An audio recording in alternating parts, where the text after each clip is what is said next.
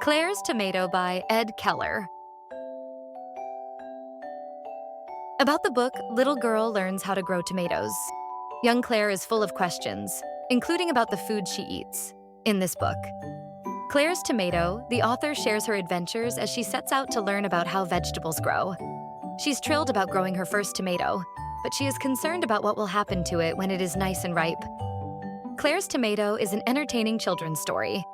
It's also a chance for them to learn where food comes from and how they can play a part in providing food for their families. Children should experience the joy of gardening at every chance they get.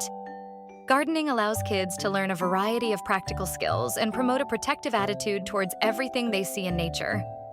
Teaching children how to grow their own food helps them realize how valuable our natural resources truly are.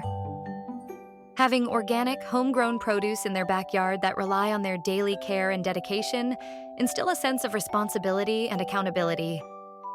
All these and more are vividly captured in my entertaining and educational book, Claire's Tomato.